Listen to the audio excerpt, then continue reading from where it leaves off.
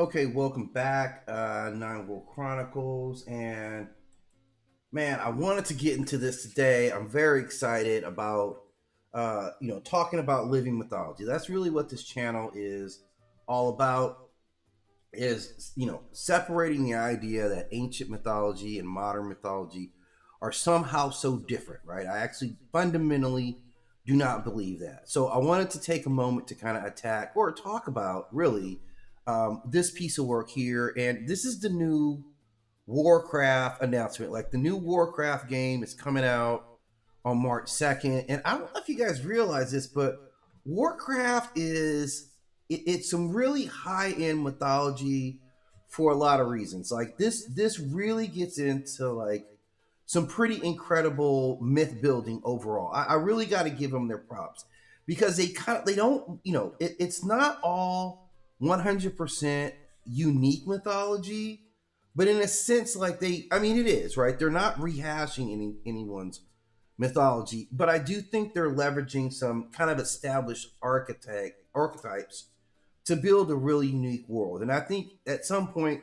as long as this game's been going, as long as Warcraft has been out, like, man, I feel like it just deserves the credit for how in depth the mythology of this world. This is Azeroth is like this whole creation myth of its titans and the world soul and this whole idea of what goes behind Warcraft is pretty deep, right? And you can see visually, man, it's got everything.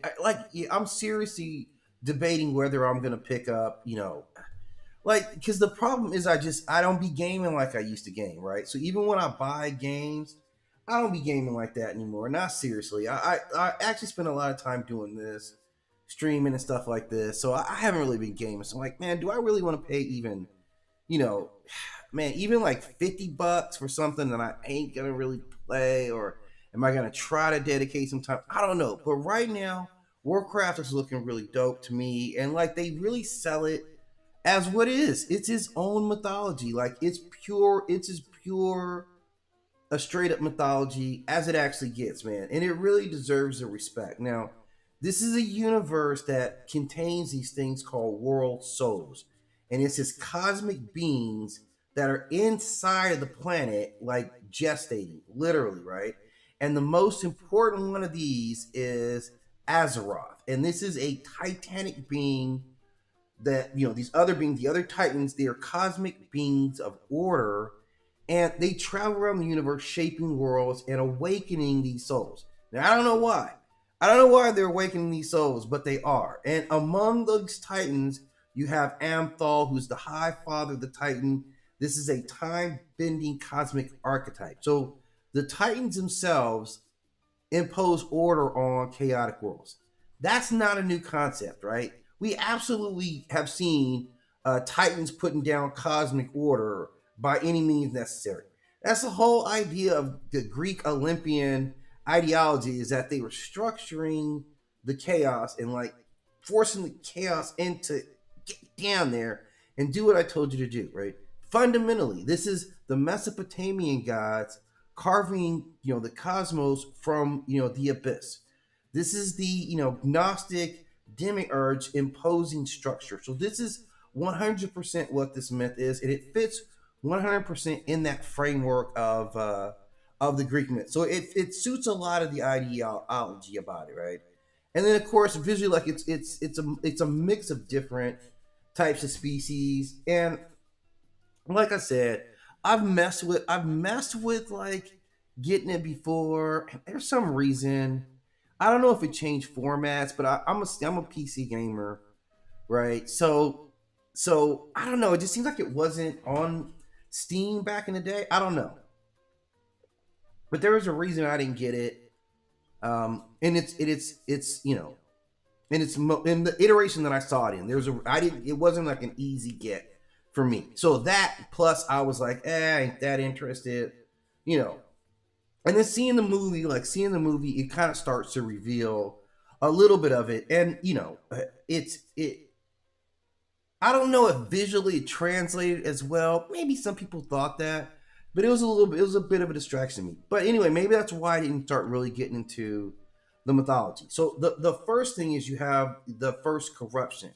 And these are the old gods. So before the Titans shaped Azeroth, it was infested by these old gods. And these were void entities sent by the Void Master, and they burrowed into the planet and corrupted the planet from within, which is deep, right? So these old gods are Chthun, Shitun, Yoga Sauron, and N'Zoth, right?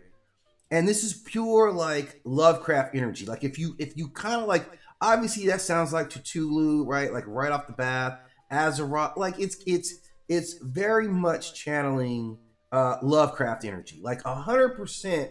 This is mad up Lovecrafting. So I have to respect it for So I'm already seeing like Greek structure, Mesopotamian structure, right? Already in this, and then I see Lovecraft right off the bat, right? It's a lot of Lovecraft energy. So what this tells me is that the guys who were developing this like really freaking know their mythology. Like, and of course, obviously I respect that, right? I respect it. And so what they really work in is like, when the Lovecraft energy you're talking about, these ancient like whispering horrors, right? These things that are in your ears, and they're driving, like they spread madness, right? This is a big part of it. This is reality bending. It's among the things that they do. So this is some extra kind of sophisticated, like, ooh, you know what I'm saying? Like it's got some real powerful energy. Now the Titans ultimately defeat them, right? Yay, but they can't kill them without destroying Azeroth, right? So they happen to imprison them. And that's something that is kind of embedded in a lot of mythologies, right? It's chaos, it's never destroyed. It has to be, buried. It has to be contained. We see that throughout, like, even Norse mythology with Loki. Like, Loki was chaos. He actually had to be, like, chained down because we couldn't get rid of him. Comedic myth. You got Apep, who they can't really defeat him, so he comes back every single night. So this is kind of what you get. And then the Titans kind of become these proto-gods, right? The Titans construct what would be the proto-gods. The Titans then create like a whole book of like, keepers, watchers, dragon aspect creatures as well. And these are the demigods who are tasked with maintaining the order. Now the order has been established. So all this kind of like the way it's built, you see it in these tiers, and they're more associated with like the execution work, right? So this is like angels. To me, this is like angels if I look at Abrahamic belief systems.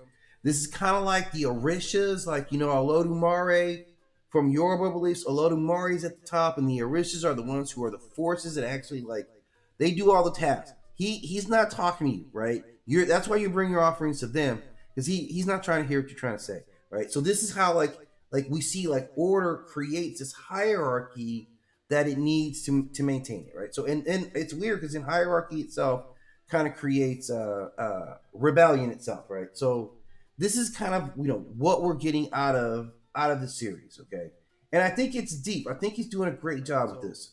This is kind of so they also get like this. They have this light versus fell, and this is essentially to me, this is the most serious part of it, right? You got Sargeras, who's originally a Titan champion, and he discovered that the Void Gods were trying to corrupt world souls, right? The souls in all these worlds. Now, deep right there, right? So what he comes up with is destroy all life before the Void can corrupt it. Which, yeah, I know, right? Yeah, I know. It's a totally ridiculous idea. It's absolutely, this doesn't make any sense at all, right? I'm gonna destroy all the life before it can get corrupted. I personally would just rather be corrupted. I mean, it is what it is, right? Okay, so he forms his Burning Legion, which is a demonic army fueled by Fel, which is disorder. Okay, so disorder now has an army of dragons or demons, right? A demon army, and they probably have uniforms and are very structured and orderly. That's what we probably get out of these dragons here, right? So we got a lot going on here, right? We got Titans already. You have upper, more primordial old gods. You have souls that are sitting inside of the planets, right? You have Azeroth and stuff. There is a ton of stuff already in the series for $49.99, right? So it's already a win. You probably get even more than that at the full price. But I'm still not sold if I'm going to get this thing. But with this burning legion and this demonic army, this is kind of like mirroring, Lucifer. This is like anti-hero of annihilation. It is really, really, is that. So but it's not just it's not just the light versus the dark aspect. It is really the order versus the void versus disorder versus life versus death. So there's all this kind of summed up. So it has mad complexities, right, within that. And then the reason you see so much of the life is because there's a ton of different species that to me borrow from a lot of different like elements that are kind of recognizable. Right? You have the humans who actually descend from Titan Forge constructs. So the Titans make the humans in this world. That's not a loss. That's not lost. And we see the belief systems where the Titans or the gods, Olympians make the humans. Orcs were actually at one point, the orcs in this world were once good, and they get corrupted by demon blood. So that's the problem with orcs now. They're corrupted. The elves come from trolls mutated by arcane energy, right? And then there's the undead who are victims of this necromantic plague. So everyone in Azeroth has some corruption layer in their line. And this is kind of like humanity is fallen, altered, incomplete. We see that archetype a lot, right? And then the death myth. There's this tragic prince who takes up a cursed blade, Frostmourne, to save his people and becomes himself the avatar of death. And so this is very much like evil Excalibur. This is kind of, to me, some Norse Dragon King, if you're aware of that myth. This is that Faustian bargain myth. So he gets his wrath. He's the Light King, and he will ultimately get his wrath borne out. But I mean, so it's got some tragic mythology structure within it. Then there's the Shadowlands with this afterlife kind of construction. It's almost like the Duat. It's this formalized later cosmos. There are multiple realms of death governed by the cosmic beings called the eternal ones, right? So a whole pantheon of deities or a whole segment of deities dealing with the afterlife. So they have soul judgment, right? And it's based on your nature. So this soul judgment right off the bat, I'm like, this just really, really feels like the Kemet Egyptian, the Duat, right? The judgment realm. When you descend and you get judged. This is clearly, to me, this is Hades. This is hell, like North. So it's borrowing all these things and the way they construct it together. And I even see like some Dante's Inferno, which Dante's Inferno, man, that's like a wild ride that I really should take right now. Like really, I should watch that anime Dante's Inferno and break that ish down because that's in a whole nother level. But we'll get back to that.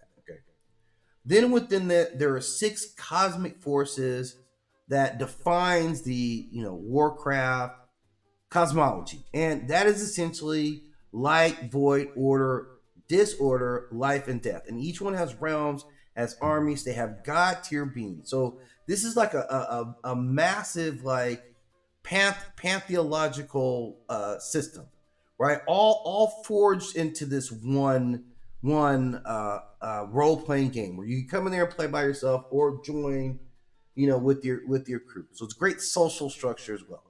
But at the core of this, what I'm seeing is this is meta level mythology. This is how literally these are the mechanisms by which modern mythology is born. It looks just like this, right? If you're not aware of it. Now, like I said, I'm still like I'm even my hesitation to play the game is not based on anything about the game. Every time I look at it, I'm more willing to get into it. I don't know. You know what I'm saying? Like, man, I'll be taking a lot of games, and I never be completing games anymore, man. I just never do it. I just never do it. But, this is something that's looking more and more interesting, and I may want to get deeper into it just to give you guys more of the mythological angles about it. So, yeah, I would sacrifice playing some gaming for you guys, to be really honest. Like, you know what I'm saying? Like, I don't necessarily want a game, but if you guys really want me to, all right, I'll do it. Okay. But maybe I'm actually thinking about it. But it is this incredible game. Now, the math behind this game is that this has been going on since 2004. So they're plus 20 years at making this game. You create your character, you enter this world, You level up, you get gear, you fight monsters, you operate and compete versus thousands of other real players on the same server.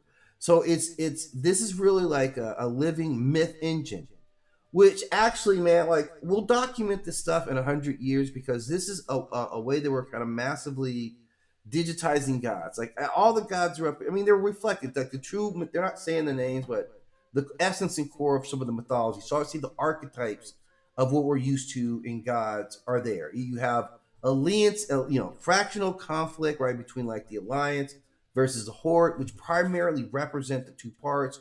You have cosmic forces battling for control of reality, so that's definitely god tier. You have dragons, you have demons, you have undead, you have titans, you have void gods, you have fallen heroes, corrupted kings, you have magic rooted in cosmic metaphysics, well developed metaphysics system. So it's not just a bunch of orcs over here and they got some swords over here and yeah, it's all good. No, it's really well developed. It's very well layered cosmology, and I see what it's pulling from as I'm looking at it. So I see like Norse myth with the Titan creators, like the world tree, the ruin magic. They have a Ragnarok type apocalypse. They clearly steal some stuff from Tolkien, orcs, that this type of elves, the Doors, the Dark Lords, the Corrupted Kings. That's heavily pulling on Tolkien lore, right? Which is a standard. Then we get Lovecraft in there as well. Like I'm not BSing. This stuff is really, really deep. Old gods, these cosmic tentacle horrors that are whispering, reality bending dreams into your head at night, right? Void corruption, madness as infection. Come on, man, that's all Lovecraft right there. Then I broke out how they've got Christianity and Abrahamic imagery with fallen angels. You have burning legions, right? A literal demon army, right? And this light versus the void dualism. So they're pulling on a lot of different and well done, well integrated. By the way, that's the whole core of it. Like well integrated on all these various archetypes and belief systems, like manifesting in one force. And then you get the six forces that I talked about, and there's like I said, there's a lot of like really deep names in there. There's a dragon called Deathwing. This is the dragon aspect corrupted by old gods. Think about that, Deathwing, right? It's a world breaking like apocalyptic force that they face with, right? I mean, there's the gameplay. Man, you've got massive questing story arcs. You have dungeons, 5-team plays, raids. Like it's deep like that, man. Like it's really, really, I think, kind of embodying everything. It has obviously pulling elements. I think Dungeons and Dragons, definitely like some Dungeons and Dragons influence all in there.